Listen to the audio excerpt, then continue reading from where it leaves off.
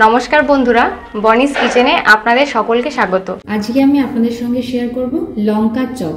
সেই জন্য দেখুন এখানে আমি বড় সাইজের 3টে লঙ্কা নিয়েছি। এটা ভীষণই বড়, সেই জন্য মাঝখান থেকে চিড়ে নেব। আর বাদ বাকি যে লঙ্কাগুলো আছে আমি চাকুর সাহায্যে কিন্তু চিড়ে মাঝখানে যে বীজগুলো আছে সেগুলো বের করে নেব।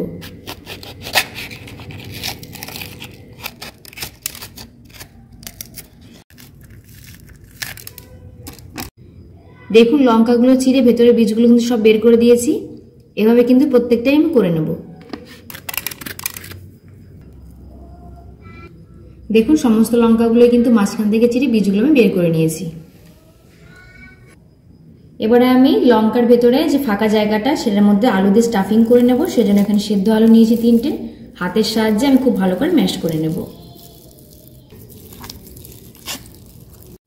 দেখুন হাতের সাহায্যে আমি খুব ভালো করে ম্যাশ করে নিয়েছি। এবার তাহলে চলুন আলুর পুরটা তৈরি করে নিই।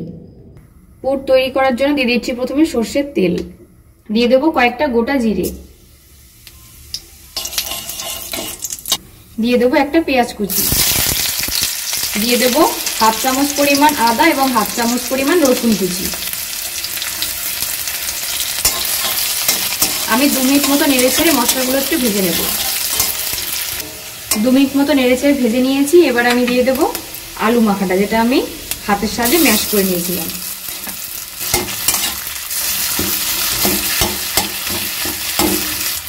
এবার আমি দিয়ে দেবো পরিমাণ মতো লবণ, দিয়ে দেবো খুব সামান্য পরিমাণ একটু হলুদ গুঁড়ো, দিয়ে দেবো হাফ চামচ পরিমাণ লঙ্কার গুঁড়ো, দিয়ে দিয়েছি হাফ চামচ পরিমাণ লঙ্কার গুঁড়ো।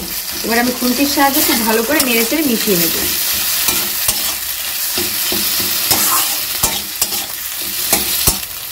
এবার আমি দিয়ে দেবো ভাজা মশলা। এখানে আমি গোটা ধনে এবং জিরে শুকনো খোলায় ভেজে গুঁড়ো করে রেখেছিলাম। দিয়ে দেবো ধনে পাতা কুচি। খুন্তির সাহায্যে খুব ভালো করে নেড়েচেড়ে মিশিয়ে নিচ্ছি। দেখুন পুরটা কিন্তু প্রায় রেডি হয়ে গেছে।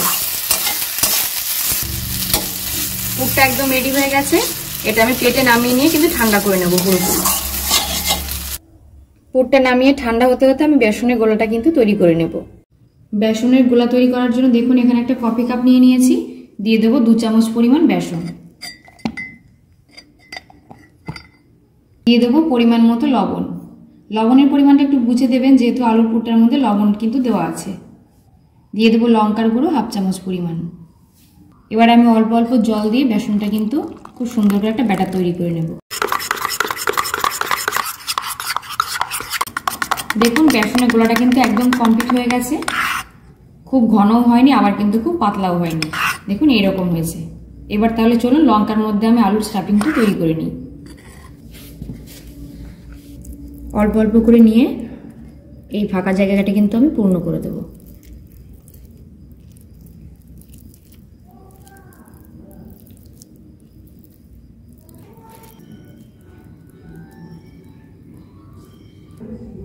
এই দেখুন তৈরি হয়ে গেছে। এইভাবে আমি বাদ বাকিগুলো কিন্তু তৈরি করে নেব। দেখুন স্টাফিং একদম কমপ্লিট। এবার আমি বেসনের গোলার মধ্যে ভালো করে চুবিয়ে ভেজে নেব। ভেজে নেওয়ার জন্য কড়াইটা খুব ভালো করে গরম করে দিয়ে দিচ্ছি সাদা তেল।